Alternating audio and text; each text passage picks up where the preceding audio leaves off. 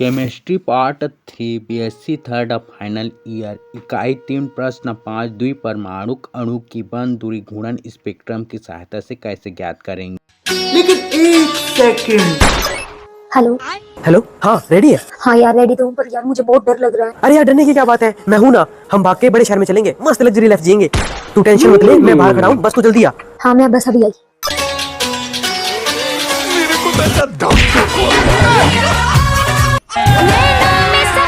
अभी मजा आएगा ना। ये सब क्या देखना पड़ रहा है।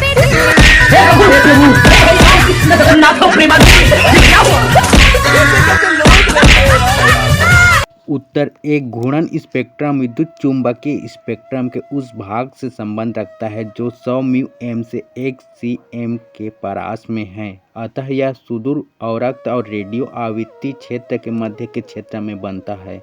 घूर्णन स्पेक्ट्रम केवल उन्हीं अणुओं द्वारा दिया जाता है जिनमें स्थायी द्विध्रुव अघूर्ण होता है, जैसे H2O, COH, CHCl3, जबकि H2N2O2 Cl2 शुद्ध घूर्णन स्पेक्ट्रम प्रदर्शित नहीं करते क्योंकि इनमें स्थायी द्विध्रुव अघूर्ण नहीं होता है।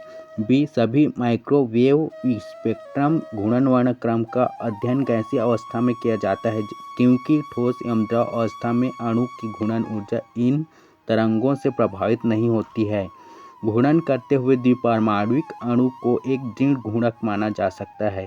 किसी दृढ़ घूर्णक द्विपरमाणुक अणु की ऊर्जा समीकरण 1, 2 एवं 3।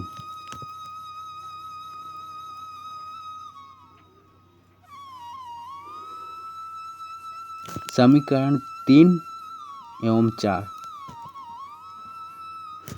सी वर्ण नियम सिलेक्शन रूल केवल वे ही घूर्णन संक्रमण संभव है जिसमें घूर्णन क्वांटम संख्या में परिवर्तन इकाई हो, अर्थात डेल्टा जे इक्वल +-1, जहां +1 विकिरण के अवशोषण को तथा -1 विकिरण के उत्सर्जन को प्रदर्शित करता है। यदि किसी अणु को जे ऊर्जा स्तर से J+1 ऊर्जा स्तर में लाया जाए तो समीकरण 6।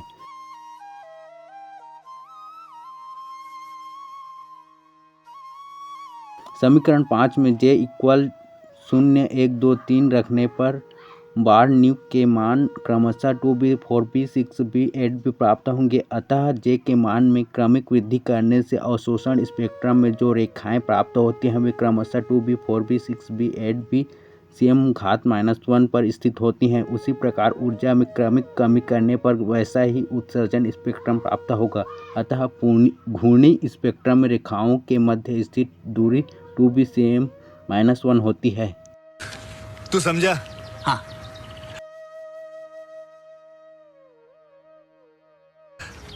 नहीं, तू समझा नहीं। समीकरण 7, 8। M1 तथा M2 दो परमाणुओं के द्रव्यमान हैं और R उनके बीच की दूरी है जिसे बंध लंबाई कहा जाता है।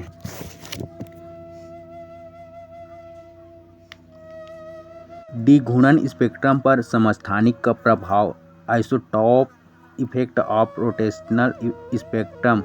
किसी तत्व के वे परमाणु जिनके परमाणु क्रमांक तो समान होते हैं किंतु उनके भार भिन्न भिन्न होते हैं उन्हें समस्थानिक कहते हैं। जब किसी अणु में किसी एक परमाणु को उसके समस्थानिक द्वारा प्रतिस्थापित किया जाता है तो बनने वाला नया अणु रासायनिक तौर पर तो पहले अणु के समान होता है किंतु समस्थानिक से प्रतिस्थापन करने पर अणु का द्रव्यमान परिवर्तित हो जाता है जिससे अणु का जड़त्व अघूर्ण I में भी परिवर्तित होता है। चूंकि घूर्णन स्पेक्ट्रम में घूर्णन कारक B = H/8π²IC होता है।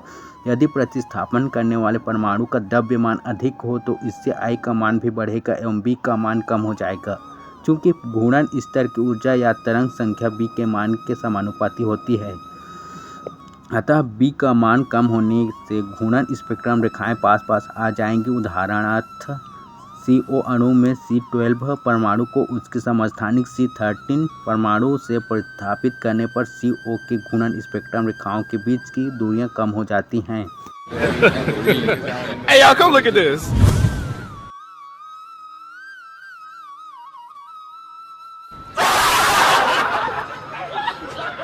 समस्थानिक प्रतिस्थापन के अनुप्रयोग एप्लीकेशन ऑफ आइसोटोपिक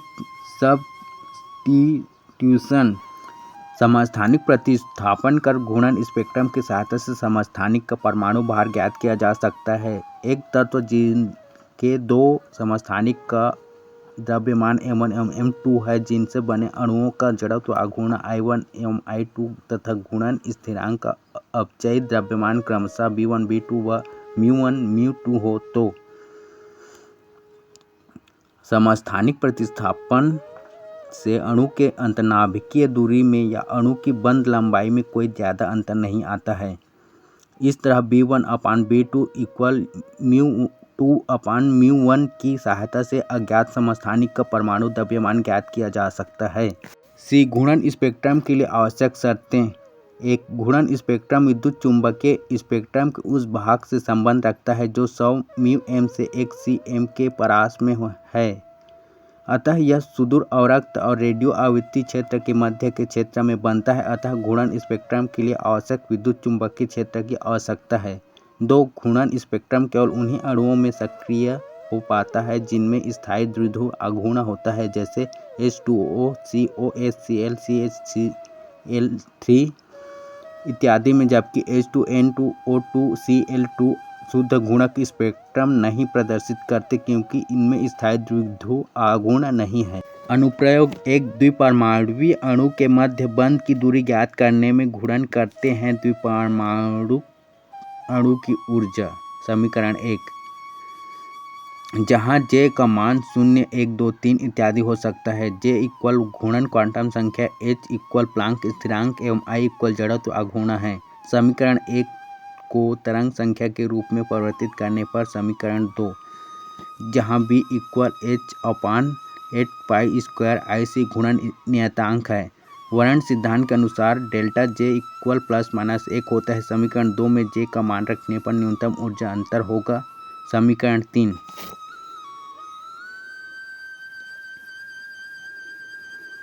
समीकरण 4 एवं 5, m1 तथा m2 दो परमाणुओं के द्रव्यमान हैं तथा r उनके बीच की दूरी है जिसे बंध लंबाई कहा जाता है। समीकरण 6 से बंध की लंबाई ज्ञात की जा सकती है।